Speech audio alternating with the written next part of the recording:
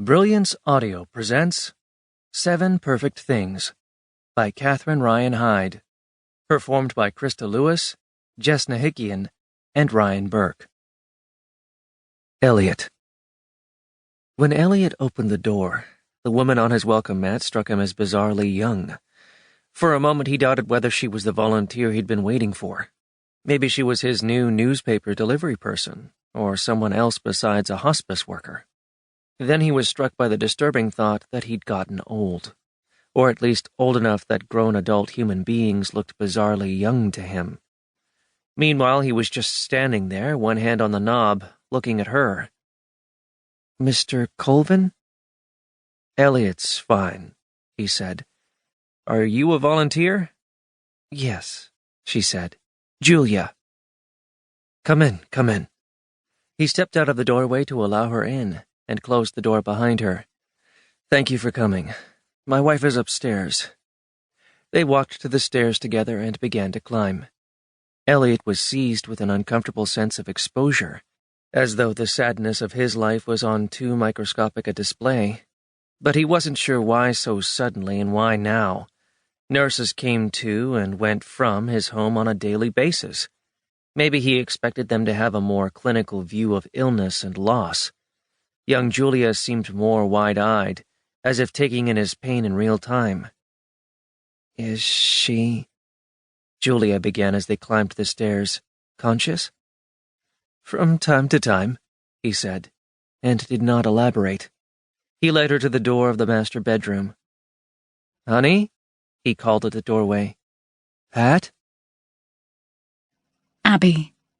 The assistant principal yanked Abby out of swim class to take her down to the principal's office. That was too bad. Swim class was the one place she never felt cowed, never felt less than, never walked with her head down and her eyes trained toward the floor. But when Mrs. Nielsen stepped into the girls' dressing room and barked her name, it changed the feeling of everything. "Abigail Hubble?" "What?" Abby said, hoping she did not have to come along. "Come along." She walked down the dressing room aisle, between the cubbies where girls were changing, and listened to their quiet taunts. They were just sounds, really, muttered sounds that the assistant principal likely didn't hear.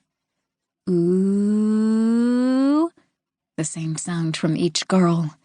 It was a language, a native language. They all knew how to speak it. They all knew what it meant. "Girl, you are in trouble now." But Abby had no idea what she had done.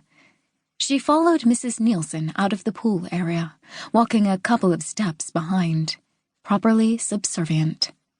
Her heart hammered, and she wanted not to speak because she knew her voice would sound breathy and desperate and betray that she was afraid.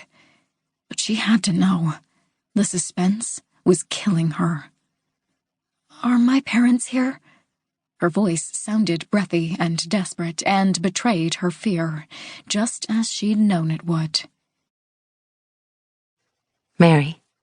She thought her husband had left for his physical therapy appointment, but when Mary walked into the bedroom, feather duster in hand, she ran into him, almost literally. He had her top dresser drawer open and was counting the money she'd been keeping stashed in a sock at the very back, hidden, or so she had always believed. She stopped and stood statue still, feeling her belly turn to ice. The sensation spread quickly. Soon her fingers and face also felt strangely cold and tingled. He looked directly into her face, missing her eyes by an inch or two. He didn't seem about to fly into a rage, but his energy was tight and dark. Stan was not a large man. In fact, he was an inch shorter than Mary, who had not worn heels in all the years since their first date. But he was wiry and powerful. He had taken to combing his graying hair over a bald spot in back, but it didn't cover the truth. He had veins that throbbed in his temples when anything made him feel that his world was spinning beyond his control. Mary could see one of them throbbing now. "Why don't I know about this?" he asked. He seemed to be working hard to keep his voice even. "There's almost 3 $300 here. Why would you have $300 that I know nothing about? Where did all this come from?